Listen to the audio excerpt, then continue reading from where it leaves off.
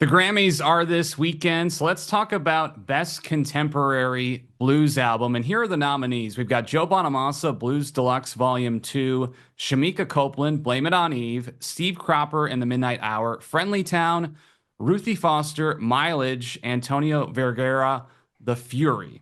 So, Lee, what are your thoughts on the nominees for Best Contemporary Blues Album, and what's your prediction?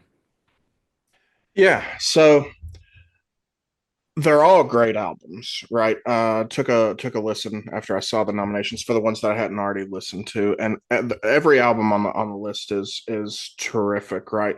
We covered most of them for Blues Rock Review. I think all of them got like a above an eight. All of them were in the eight to nine range, right? Bonamassa is of course a legend, known name, top of the game, right? Copeland is less well known, but doing really good work. Not necessarily on the rockier side, right?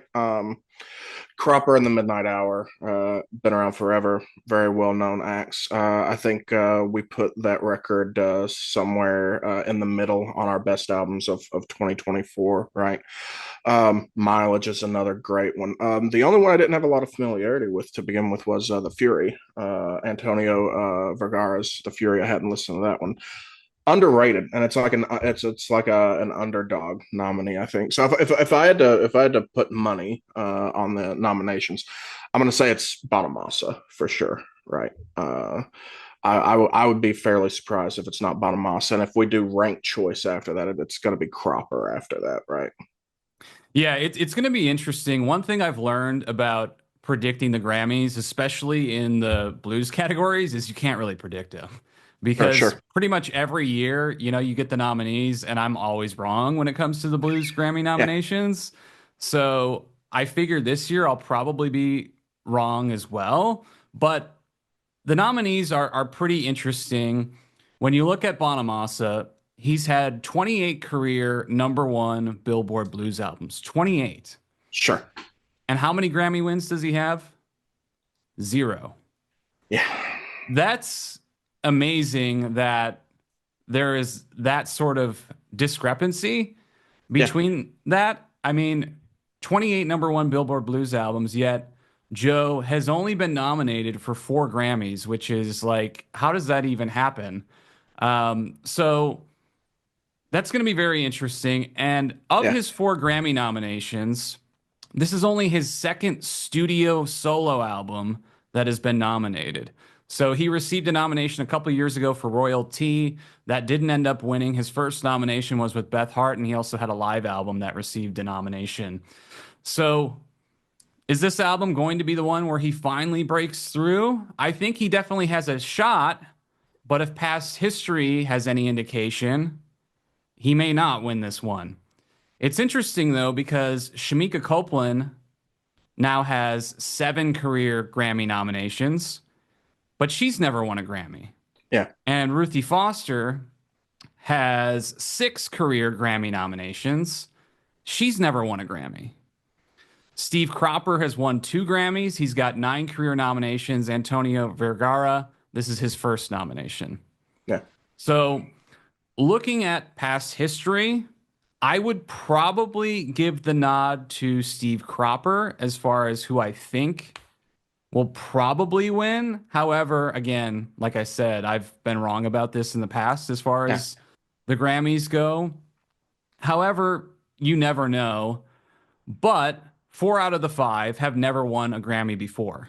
So all the rest of them are looking for their first Grammy win. So I think that does make the category very, very interesting. I could see Joe winning this year. Sometimes it just takes a long time for an artist to finally get Yeah. that recognition they deserve. That could be the case for Joe this year. Yeah. So I could he keep sorry, win? sorry. Possibly. I would probably put my money on Cropper, but I wouldn't be surprised. But, I could see Shemekia Copeland winning. She's gotten a lot of nominations as far as the Blues Music Awards as well. Ruthie Foster. I mean, it's really, at the end of the day, it's a toss up. Yeah, I agree. I've been thinking a lot. as I've been thinking about the nominees and everything, and I keep thinking about Scorsese when he got the Oscar for The Departed, right? And I keep thinking about what the intent of the committee is behind the awards, right? Where it's like Scorsese didn't win for Goodfellas, right? He didn't win for any of the other like culture shifting things he had done, but he ended up getting the award for The Departed, and pretty much everyone understood that that was sort of a consolation thing, or like an at last achievement award where he had been sort of skipped over or just fairly soundly beaten before.